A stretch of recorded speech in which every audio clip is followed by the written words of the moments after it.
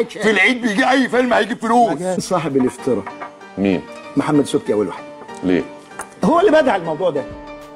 ازاي هو متحكم في السينما؟ يتحكم وبيذل السينمات لما يبقى معاه فيلم كبير. وانا قلت له يا محمد يا سبكي اجل فيلمك، عيب عليك. مظبوط. انت منتج كبير هتتذل. قلتها له كصديق مش كغرفه ولا بتاع. انا محدش يقدر يذلني. ده فيلم ولا 20 فيلم. الراب مش جنج ولا ارهاب، الراب فن معدوم 2% من الاعجاب، مع انه شغل نقيضه النظام والانسياب، وبرضه مضمون لاي قصه في اي كتاب اندر جراوند تحت الارض. ايوه وايه المانع؟ مزيكا بحبها والاستفاده اللي سامع بيتا، ليركس ورقه في تراك ببقى جامع، بوضح الهيب هوب وبوصل للشارع. شركات الانتاج مشغوله بالوز، احنا نسجل في اوضه على اسناننا بنجز.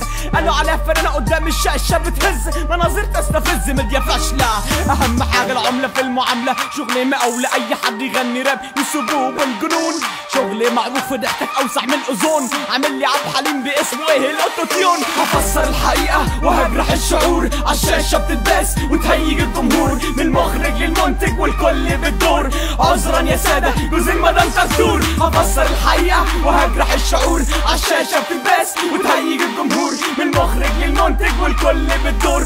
عذرا يا ساده جوز المدام تدور. انتاج توقف حاله وعايز يعمل ثروه، هل يعمل فيلم بلس ويجيب البطله مروه، تهز هزتين وتدمر الشاشات والفيلم يحقق اعلى ايرادات، وتبص تلاقي توابير على السينماهات، وتكسب كمان جوائز وتشارك في المهرجانات.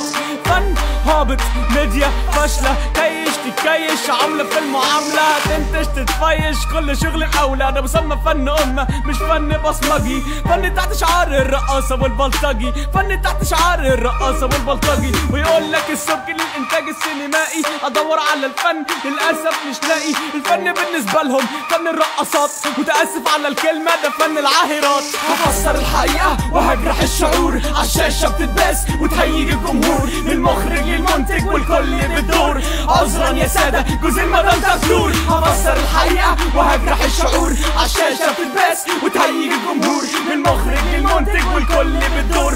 عذرا يا ساده جوز المدام تدور.